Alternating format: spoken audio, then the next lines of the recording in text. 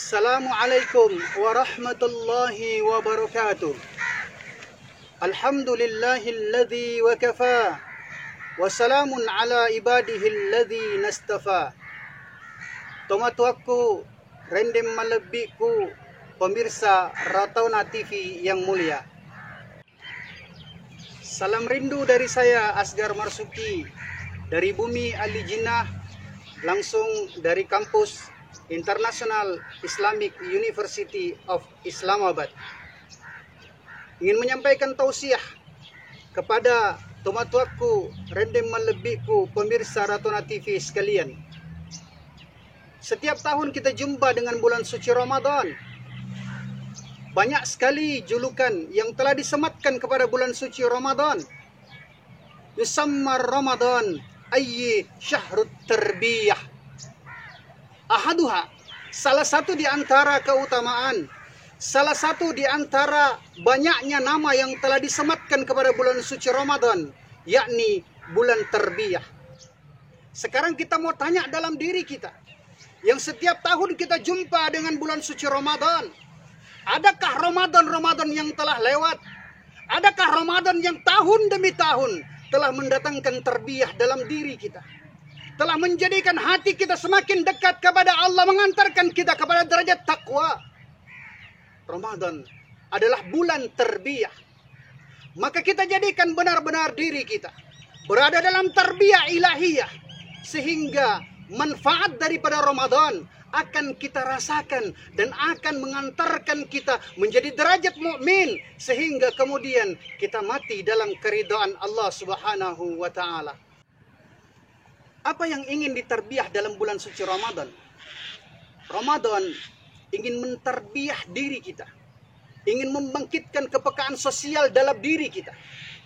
Terlalu tinggi kita berbicara tentang kepedulian sosial. Kepedulian sosial tidak akan pernah terwujud tanpa kepekaan sosial. Di mana kepekaan sosial kita? Dan seberapa banyak Ramadan telah mentarbiah, membangun kepedulian sosial dalam hati kita? Ternyata ketika kita berpuasa hanya memindahkan pola makan saja. Kita melakukan aksi balas dendam ketika waktu berbuka puasa tiba. Ketika sahur pun juga demikian. Kita makan begitu banyak sekali.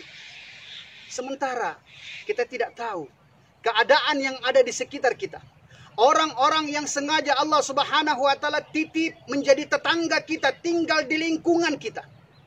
Bahkan mungkin mereka hanya akan bisa merasa teduh ketika matahari telah condong, kemudian bayang-bayang rumah kita itu menutup daripada rumah mereka, baru mereka bisa beristirahat. Ahibai rahimakumullah, ikhwani fillah, ayyuhal hadirun. Pada saat menjelang waktu buka puasa, kita membeli daripada takjil sesuka-suka kita, semampu-mampu kita. Sekian banyak telah kita gelar di depan meja makan kita. Adakah Ramadan telah membentuk daripada kepekaan sosial itu? Ternyata pada saat setelah selesai daripada buka puasa, banyak sekali pemubadiran yang telah terjadi di meja makan kita. Padahal mereka orang-orang yang ada di samping kita, mereka tetangga-tetangga kita, mereka kelaparan. Tidak jelas tadi apa yang mereka makan di waktu sahur, dan belum pasti apa yang mereka makan ketika buka puasa. Sementara pemubadiran telah terjadi sekian banyak di meja makan kita.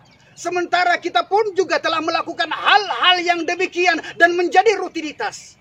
Bukan persoalan kita mampu membeli sedemikian banyak, kita mampu. Tetapi kita mau berbagi dengan mereka. Boleh jadi hari ini kita mampu membeli takjil sebanyak mungkin. Tetapi kita mau berbagi. Kita hanya akan sampaikan ke rumah kita. Kita hanya akan hidangkan di meja makan kita sesuai dengan kemampuan dan kecukupan kita. Selebihnya kita akan bersedekah dengan mereka. Kita akan bagi dengan mereka. Kita mau usap kepala anak yatim. Kita mau usap air mata anak yatim. Kita mau berbagi dengan mereka. Kita mau hadirkan senyuman dalam kehidupan orang-orang fakir dan miskin. Hari ini anak yatim dipandang sebelah mata. Orang fakir mereka dikucilkan. Orang miskin mereka teraniaya. Tidak ada tangan yang mau datang untuk mengusap air mata anak yatim. Tidak ada tangan yang mau datang untuk mendekap mereka, untuk membelai mereka. Bahkan tidak ada yang mau beritahu kepada anak yatim, panggil saya bapak. Kita tidak ajar kepada istri kita untuk kemudian datang kepada anak yatim, mengusap kepala mereka. Jadikan dada kita sebagai sandaran mereka. Beritahu kepada anak yatim, panggil saya ibu. Ajar kepada anak-anak kita untuk bisa bersaudara dengan mereka, anak-anak yatim. Mereka telah dipersaudarakan dalam iman. Mereka adalah bahagian diri kita. Tapi apa yang terjadi? Hari ini, anak yatim telah meneteskan air mata. Orang fakir dan orang miskin, mereka tidur dalam keadaan kelaparan. Mereka tidur dalam keadaan menderita. Kalaulah sekiranya itu telah terjadi, dan mereka adalah tetangga-tetangga kita, bahkan boleh jadi anak yatim itu adalah keponakan kita. Tsumma na'udzubillah. Rasul sallallahu alaihi wasallam telah mengingatkan kepada kita semua, wattaqu da'watal mazlum fa innaha laisa bainaha wa bainallahi hijab. Rasul ingatkan kepada kita semua, wattaqu, takutlah kalian semua. Wattaqu, takutlah kalian semua da'watal mazlum. Jangan biarkan anak-anak yatim menetes air matanya. Jangan biarkan orang-orang fakir mereka tidur dalam keadaan kelaparan. Jangan biarkan orang-orang miskin mereka teraniaya. Da'watal mazlum. Ketika anak yatim menetes air matanya, ketika orang fakir mereka tidur dalam keadaan kelaparan, tidak ada yang mau peduli kepada mereka. Meski mereka tidak mengangkat tangannya untuk berdoa kepada Allah, untuk meminta kepada Allah, maka Rasul sallallahu alaihi wasallam ingatkan, takutlah kalian. Itu sudah menjadi doa yang tidak akan ditolak oleh langit. Fa innaha, karena sesungguhnya air mata anak yatim yang mana tidak ada tangan yang mau mengusapnya. Fa innaha, karena sesungguhnya air mata anak yatim, ya karena tidak ada dada yang mau mendekap dia, mendengarkan curahan hatinya. Fa innaha, karena sesungguhnya kelaparan orang fakir dan miskin. Laisa bainaha, tidak ada di antara anak ya daripada air mata anak yatim. Laisa bainaha, tidak ada di antara kelaparan orang fakir dan miskin. Wa bainallahi hijab, tidak ada antara di antara air mata itu sampai kepada Allah. Tidak ada antara di antara kelaparan itu sampai kepada Allah. Maka jadikan Ramadan sebagai bulan tarbiyah untuk kemudian membentuk daripada kepribadian Islam dalam diri kita, untuk membentuk daripada kepekaan sosial, sehingga dengan demikian tangan kita akan mudah untuk datang mengusap air mata anak yatim. Dada kita buka untuk kita dekap mereka, menggantikan posisi bapaknya. Rasul sallallahu alaihi wasallam telah melakukan pembelaan, berpihak kepada anak yatim, berpihak kepada orang fakir dan miskin.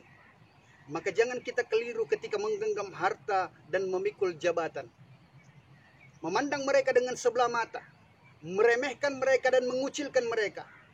Ternyata mereka adalah kebanggaan Rasul. Bahkan mereka nanti akan menjadi kecemburuan bagi kita di kampung akhirat. Rasul bahkan berani berdoa kepada Allah subhanahu wa ta'ala, Allahumma ahyini miskina wa tawaffani miskina wahsyurni fi masakin. Rasul minta doa kepada Allah, Allahumma ya Allah, ahyini miskina, hidupkanlah aku, kumpulkanlah aku, hadirkanlah aku di tengah-tengah kerumunan orang-orang fakir dan miskin, di tengah-tengah kerumunan orang-orang tertindas, anak yatim. Tapi hari ini kita merasa gengsi, sehingga wajar saja kalau tangan kita tidak mau mengusap kepala mereka. Wajar saja kalau dada kita tidak kita lapangkan untuk kemudian mendengarkan curahan hati mereka. Karena kita keliru. Ternyata Masya Allah, mereka orang fakir dan miskin pun juga mereka teraniaya dan tertindas. Rasul sallallahu alaihi wasallam telah menjelaskan keinginannya, kerinduannya bukan di kala hidupnya saja, tetapi sampai kepada matinya. Wa tawaffani miskina. Rasul minta kepada Allah, matikanlah aku ya Allah dalam keadaan tidak terkenal. Matikanlah aku ya Allah dalam keadaan tidak memiliki sesuatu benda apapun. Matikanlah aku dalam keadaan miskin. Wasyurni fi masakin. Dan inilah yang nanti akan menjadi ketakutan kita semua. Ternyata mereka anak yatim, mereka orang fakir dan miskin adalah orang yang dirindukan oleh Rasul sallallahu alaihi wasallam. Ketika di akhirat nanti Rasul sallallahu alaihi wasallam ingin menagih lagi doanya kepada Allah, wasyurni fi masakin. Ya Allah, kumpulkanlah aku dengan anak yatim, orang fakir dan miskin. Ternyata mereka anak yatim, ternyata mereka orang fakir dan miskin adalah orang yang ingin didekap oleh Rasul di depan pintu surga. Rasul melambaikan tangannya, ingin memanggil anak yatim, ingin mendekap dan memeluk anak yatim. Satu persatu mereka telah datang ke hadapan Rasul sallallahu alaihi wasallam. Apa yang terjadi? Ketika Rasul sudah hendak nak memeluk mendekap mereka anak yatim, orang fakir dan miskin, maka Masya Allah, Rasul melambaikan tangannya, ingin mendekap anak yatim. Anak yatim pun juga kemudian mengangkat tangannya, menahan tangan Rasul. Kurang lebihnya penjelasannya seperti ini. Maka anak yatim mengangkat tangannya, dia beritahu, ya Rasulullah, setiap orang rindu ingin engkau dekap. Setiap orang berhajat ingin engkau dekap. Tetapi ya Rasul, kami pun juga demikian. Tetapi ya Rasul, sebelum engkau mendekap kami, sebelum engkau memeluk kami ya Rasulullah, ada orang yang lebih pantas untuk engkau peluk ya Rasul. Ada orang yang lebih pantas untuk engkau dekap sebelum engkau mendekap kami ya Rasul. Siapa mereka? Maka dijelaskan, mereka adalah orang-orang yang dulu di dunia mau datang mengusap dari air mata kami. Anak yatim beritahu kepada Rasul, orang yang lebih pantas untuk engkau dekap ya Rasul sebelum engkau mendekap kami adalah orang yang dulu mau melapangkan dadanya untuk kemudian mendekap kami, meringankan tangannya untuk mengusap kepala kami. Anak yatim beritahu kepada Rasul, orang fakir juga beritahu, ya Rasul, kami juga rindu untuk engkau peluk, untuk engkau dekap. Namun sebelum engkau dekap kami ya Rasul, mereka ada orang yang lebih pantas untuk engkau dekap, yang telah meringankan tangannya, menghadirkan senyuman dalam kehidupan kami, yang telah meringankan tangannya untuk kemudian peduli terhadap kezaliman yang telah berlaku pada diri kami. Ternyata urusannya sampai di akhirat. Bahkan natijah, kesan daripada tangan kita hari ini yang kita mau usap kepala anak yatim, kesan daripada tangan kita hari ini yang kita mau mengusap air mata anak yatim, kesannya sampai di akhirat. Bahkan mereka meminta Rasul untuk memberikan syafaat kepada kita semua. Kalau kita sudah mengetahui, ternyata persoalan ini bukan persoalan yang sederhana, maka mari kita jadikan Ramadan benar-benar bulan tarbiyah untuk membangun kepekaan sosial dalam diri kita. Kita mau berbagi dengan mereka. Terlebih lagi dalam kondisi coronavirus pada saat ini, dalam kondisi lockdown pada saat ini, maka Masya Allah, ini adalah hal di mana Allah Subhanahu wa Ta'ala membuka peluang kepada kita semua untuk semakin cepat menapaki jalan menuju jannah, untuk semakin memperluas langkah kita, mempercepat dan memperluas jalan kita menuju jannah. Ahibai rahimakumullah, ambil hikmahnya, jadikan Ramadan ini sebagai Ramadan yang terindah. Jangan sampai Ramadan ini adalah Ramadan yang terakhir dalam hidup kita. Gunakan sebaik-baiknya, gunakan semaksimal mungkin, berbuat semaksimal mungkin. Karena belum tentu Ramadan tahun berikutnya akan bisa mengantarkan kita sampai derajat takwa. Maka insya Allah, semoga kami berpesan dari negeri Al-Jinnah, dari negeri rantau orang yang sedang menempuh pendidikan doktoral, doakan kami dan kita saling mendoakan. Semoga kelak Allah Subhanahu wa Ta'ala satukan kita, Allah gandengkan tangan kita untuk sama-sama berkumpul di jannah. Al-haqqu min rabbik fala takunanna minal mumtarin.